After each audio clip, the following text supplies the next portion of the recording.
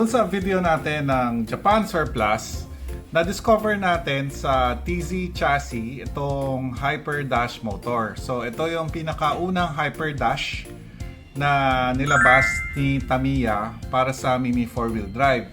So in this video, magdi-deep dive tayo tungkol sa Hyper Dash motors at titignan natin, compare natin siya doon sa mga successor niya na Hyper Dash 2 saka Hyper Dash 3. So let's go! At ito na nga yung Hyper Dash motor Trinity natin. So yung unang nilabas ni Tamiya, 1998, itong Hyper Dash motor. Ito yung unang version. So magpo 40 years old na siya. And then itong Hyper Dash 2 naman, nirelease niya noong 1999. So actually ito yung ginagamit namin before sa mga speed races aside from yung Ultra Dash, Jet Dash. So mabilis din to. At least ito yung balance na motor na hindi gaanong nagko-consume ng power. And then of course ito yung Hyper Dash 3. So meron din tong version yung Hyper Dash Pro. So yung dual shaft. So pero ngayon magfo-focus muna tayo sa single shaft. So nirelease naman ito noong 2014. So yan yung tatlo. Yung Hyper Dash motor, ang non-load niya is, ang rated power niya is 19,000 RPM. And then yung Hyper Dash 2 naman, ang rated niya is 19,300 to 21,200. And then itong Hyper Dash 3, ang rated RPM niya is 21,200. So, wala masyadong difference dito sa dalawa. It's just that yung materials na ginagamit, actually yung factory na gumawa, magkaiba na.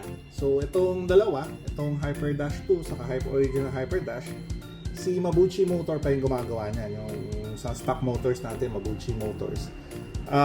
On the other hand, itong Hyper Dash 3 saka yung Pro na dual shaft, ang gumawa naman yan si SMC Motor.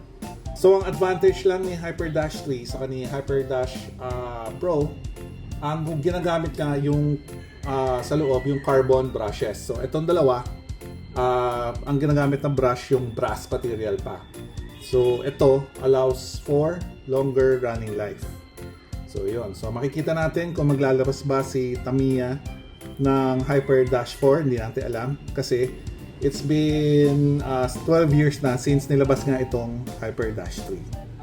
So ngayon, ang gagawin natin, itetest natin ngayon siya sa tracks. I-compare natin yung performance niya sa same voltage, same track, and same car.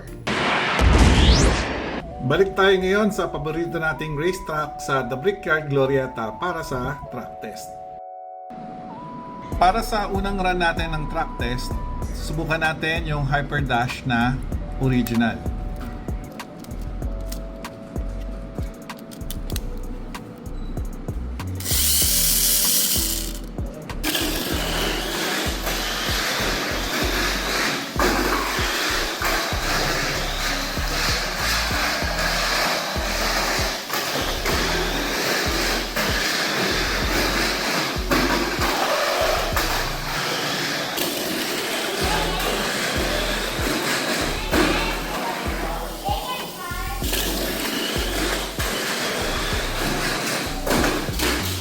After a few runs, nagtaka ako bakit panay ang force out. Samantalang nung last time na nag-track test tayo para ma-check out yung layout nila for the month of March, pasok naman yung setup and high-speed course nga. So nung tinanong ko dun sa staff ng Brickyard, na-confirm ko at di ko rin na-notice na pinalitan pala nila yung layout para dun sa fun race na ginanap nitong last weekend. So effectively, makikita natin doon sa comparison yung 2-down receiver dinagdag nila tapos tinanggal yung lane changer. Effectively, naging technical layout na siya. So, kailangan gawa ng paraan ito. Sa ngayon, ang solution natin para lang matuloy yung track test natin is papalitan natin yung gear ratio from 3.5:1 to 4:1 and then ibababa natin yung voltage para lang maalalayan yung pagtakbo ng car.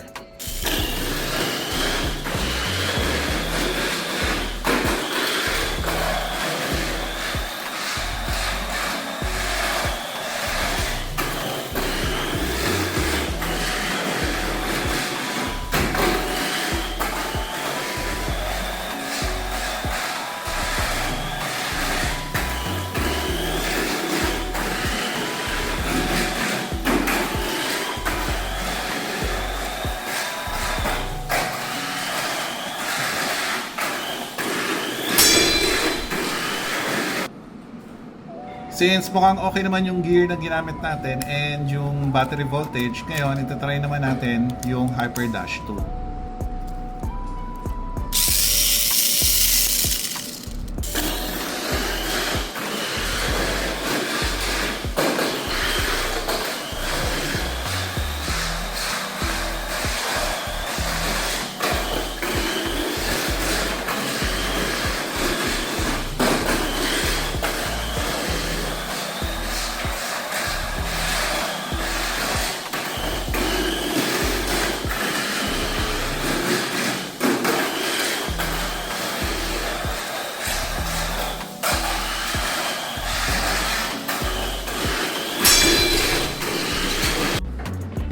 And last but not the least, itatry naman natin yung HyperDash 3 using the same setup.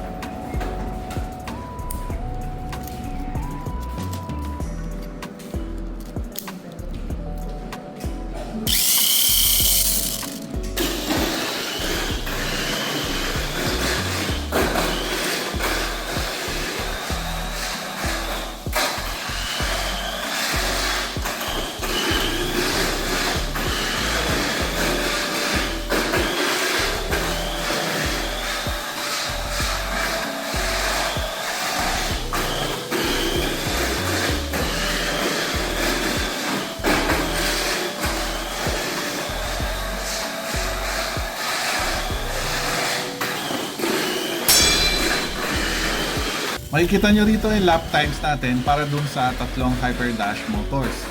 So walang masyadong difference dun sa HyperDash 1 and HyperDash 2 since luma na nga sila. So most probably malapit na ma-worn out yung brush na. Yung HyperDash 3, more than 1 second yung time difference using the same setup, voltage and gear kasi bago naman siya na motor.